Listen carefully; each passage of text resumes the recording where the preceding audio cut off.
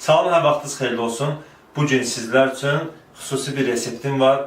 Ən çox indiki zamanədə xəstəliklər çoxalır, öskürəklər çoxalır və ən çox dərmana verilən pullardansa bugün sizlər üçün tibbi, müalicəvi türkə çarə reseptini hazırlayacağım. Həm bronxlara, həm öskürəyə, ağciyərlərə, hər şey xeyirlisi. İnandırım ki, 2 gün, maksimum 3 gün sizə bəs eləyəcək. İnşallah ki, xəstəlik aradan qalxacaq, xüsusən də öskürəyimiz.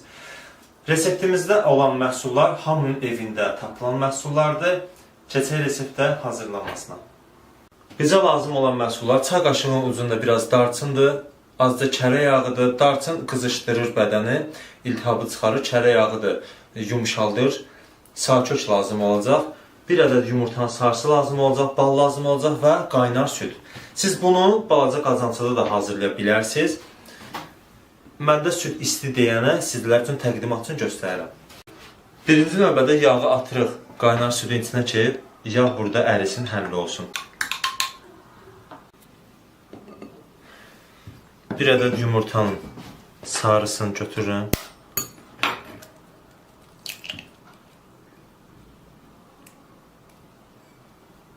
Kənd yumurtası olsa lap əla olar.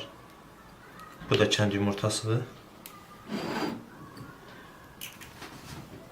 Yumurtanın üzərinə əlavə edirəm. Darçındır. Sarıkökdür. 1 çay qaşığının dolusu qədərində də bal əlavə edirəm. Kimin əgər evində bal yoxdursa, şəkər tozundan da istifadə edə bilər.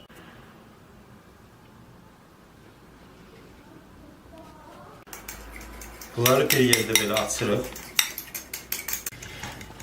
Bunun ipucusu ondadır ki, uşaqlar hazırlayanda çalışın yumurtanı belə tez-tez çırpın. Bunu da əlavə edin ki, yumurtanın sarısı içində pişməsin. Uşaqlara kokteyl adı ilə verə bilərsiniz.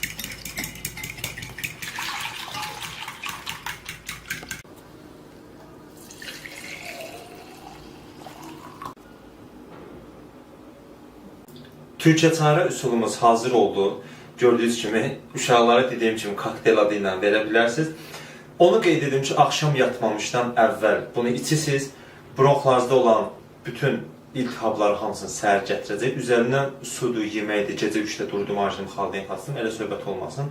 Çalışın ki, isti-isti için, onda daha çox xeyrini görəcəksiniz. Qeyd etdiyim kimi 2 günə, 3 günə inşallah ki, sağalacaqsınız.